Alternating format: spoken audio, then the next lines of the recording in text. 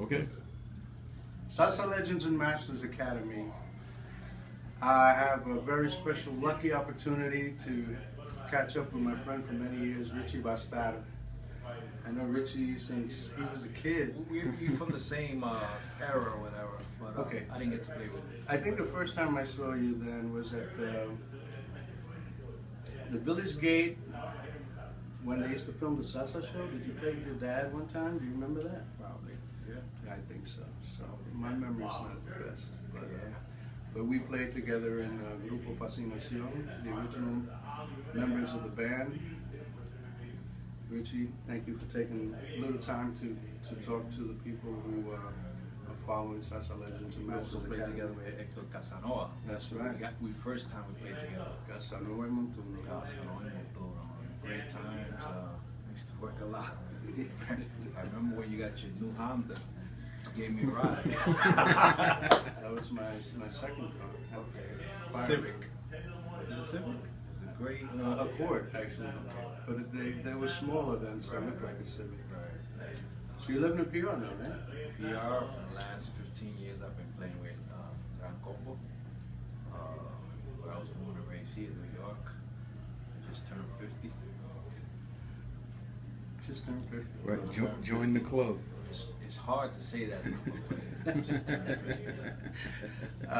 For those of you who may not know, Richie's father, Caco Bastard, was a great percussionist, played with Alegre All-Stars back in the day.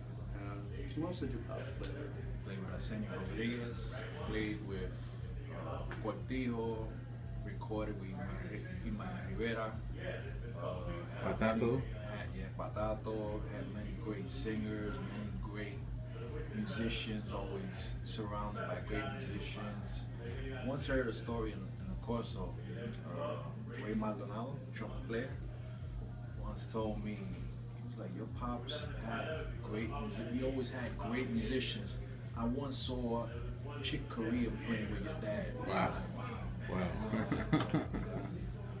yeah. I got to play with him a few times, mostly at the villas and prisons. Explain that. I don't know why, but your pops used to get a lot of gigs in prisons, Yeah. and we would go like straight from the after hour to the gig. We'd jump in a bus and do either the villas or prison gigs. I don't know why. I can't explain it. But that's the gigs that I did a long time ago. And I guess 80s, early 80s. Yeah. So how does it feel to play with a Gran Combo? How does it feel? Wow. I just turned 15 years, celebrated 15 years with them. It went by so fast.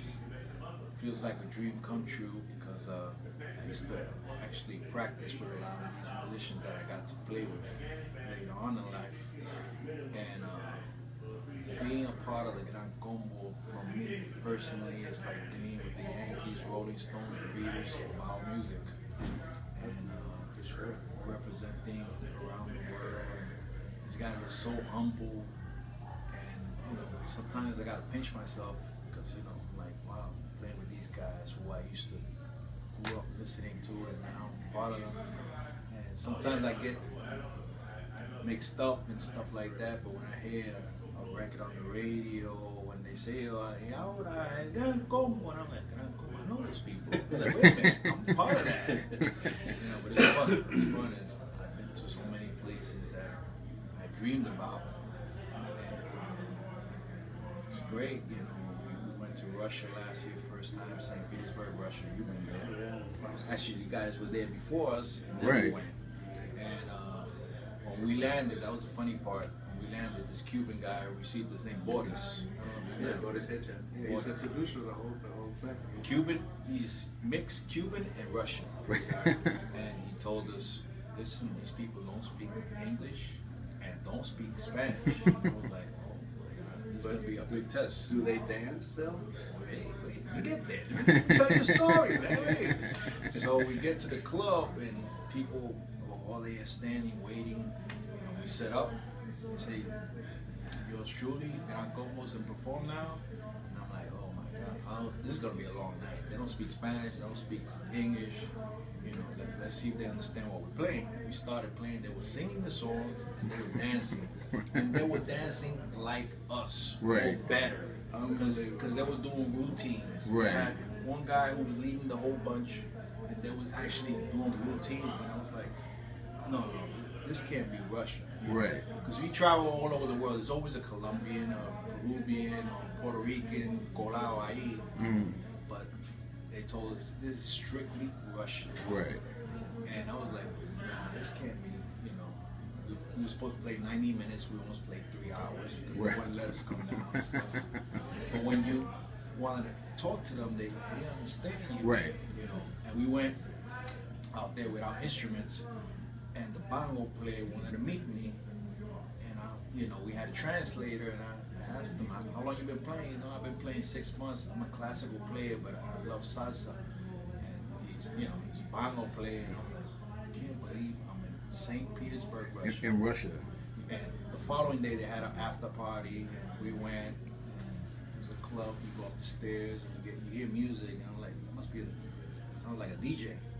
And as we getting closer to the stage, it was 14 Russians playing Ariñañara and all that stuff. And I was like, these guys are Russian? Wow. You know, It's unbelievable. yeah, thanks to the salsa congresses and Right. thanks to people like Pete, who's educating and spreading this music that's worldwide. Right. It's not just from here, from Puerto Rico, from Cuba, Santo Domingo. It's worldwide. And, you know, it's catching on like fire for the longest.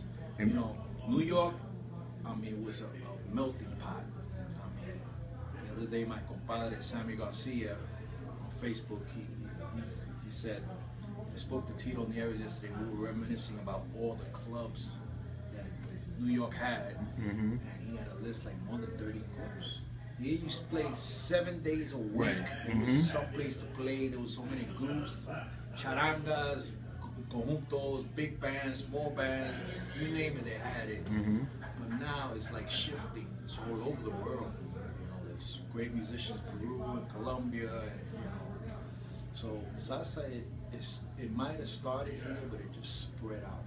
You know, and it's great when you have that gift of traveling the world and seeing that. And music is a universal language. So, And across the world, these are people, they study this music. of course. They're like academic about it. Yeah. So that's why you say they. And a good thing now, because of technology, internet, all that stuff, Right.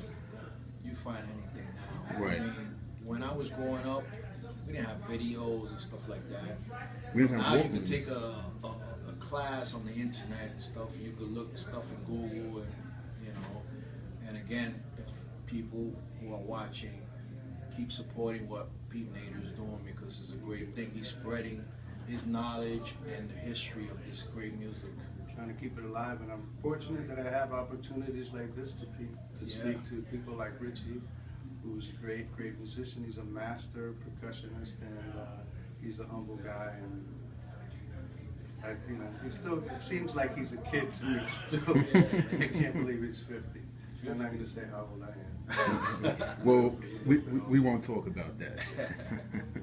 Richie, we're actually at SOBs, and the Bronx Horns are playing, and Richie, he's such a cool guy that he just came to play. And he's playing for free. How about that? Yeah, Because it's an opportunity for him to play with living legends like Johnny Rodriguez and Right. Jose Madera. And Pete Nader and Mhm. Mitch Foreman, and it's great. I mean, when Johnny told me I'm playing tonight at SOBs, I said, oh, let me see if I could go over there. He said, if you come, I'll bring my bongos and we can play together. And I was Right. like, you don't have to say no more. You don't have to twist my arm. I'm going over there. Right. You know, it's funny. We were playing the first set. Mhm. We in between sets. And they said, you staying for both sets? And Johnny says, no, he's staying for the 3 sets. It's only 2 sets. It's only Thank God. two. Thank God. Well, we got you here, so we got to use you. Yeah.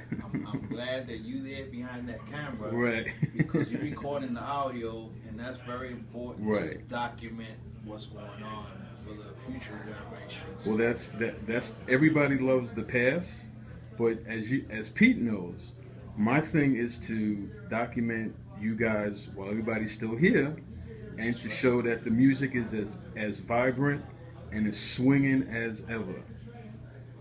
Show yourself on the camera so we know who's. That's Elliot. Bright lights. Hey. So Richie, thank you, man, for taking out this time. Thank you, man. I really appreciate it. Thanks for playing with us. Yeah, I'm having a blast. Thank you for this opportunity. Keep doing what you're doing. Support Pete Nader. Support live music. It's very important. There you go.